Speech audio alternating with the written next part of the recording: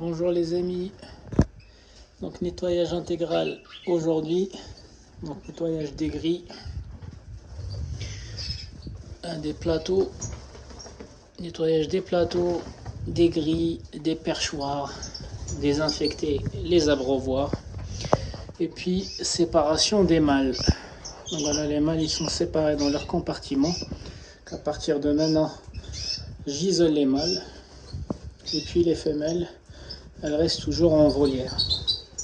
Pourquoi? Parce que les femelles, elles doivent se muscler et s'engraisser. Et les mâles, ils doivent un peu maigrir. Parce que comme ils étaient en volière pendant l'hiver, en fait, ils se sont un peu engraissés, ce qui est normal. Voilà, donc maintenant, je les isole. Comme ça, ils ne seront pas dominés. Personne ne domine personne. Et puis les femelles, je dois les surveiller. Hop, ça va, focaliser. Donc ils sont un peu stressés parce que c'était une grosse journée de nettoyage. Donc j'ai un mâle agate porteur d'albâtre, de la mutation albâtre. Donc il s'est trop engraissé. J'ai le mâle facteur foncé.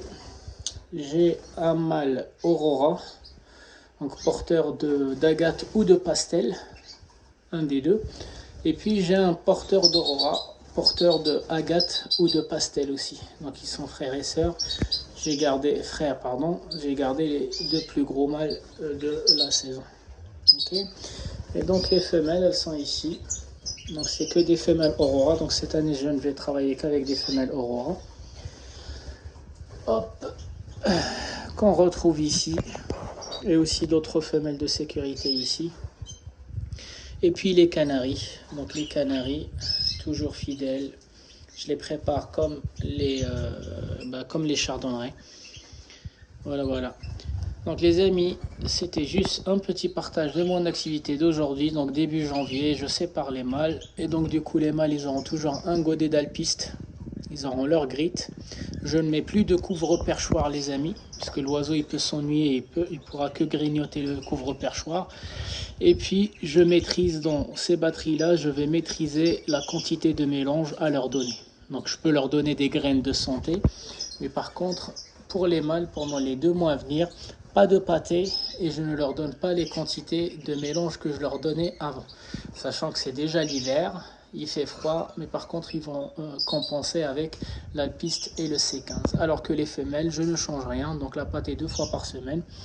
Et puis ils ont en fait chaque journée une diversité de graines. Donc là par exemple, ce sont les graines qu'on appelle le chouk, comme vous pouvez le voir, à volonté.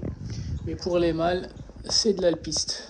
Donc l'alpiste à volonté avec le C15 et puis une toute petite dose. Donc je vais tourner autour de 7 grammes par mélange par jour. Et puis dans 2 semaines, je recheck les mâles, est-ce qu'ils ont un peu maigri ou est-ce qu'ils n'ont pas du tout maigri, et je réduis au fur et à mesure en fait ma partie mélange pour les mâles. D'accord, donc l'éclairage, je commence à partir de ce week-end-là à augmenter à hauteur de 30 minutes par semaine. Donc 15 minutes le matin et 15 minutes le soir. Graduellement à partir du week-end, le premier week-end de l'année. Donc 30 minutes par semaine, 15 minutes le matin et 15 minutes le soir. Et puis je vais aussi augmenter l'intensité de l'éclairage. Donc là, c'est faible intensité. Donc le week-end qui arrive, je vais monter de 1 niveau l'intensité. J'en ai 4 niveaux. De telle façon à ce que mars-avril, ils seront sur le 4e niveau, sur tous les mâles. Donc sur tous les mâles. D'accord, donc je place les mâles en haut, c'est parce qu'ils ont besoin de plus de chaleur et plus de lumière et plus d'autorité. Donc c'est un rang social quand vous placez vos mâles au-dessus, c'est ce qui arrive dans la nature. Les mâles ils vont se percher le plus haut possible pour porter leur chant le plus loin possible. Donc j'essaie en fait de créer en fait cet environnement-là dans la salle d'élevage. Donc c'est pour ça que je place les mâles tout en haut. Et puis les femelles, en fait ça, je ne change rien par rapport à mon programme d'hiver.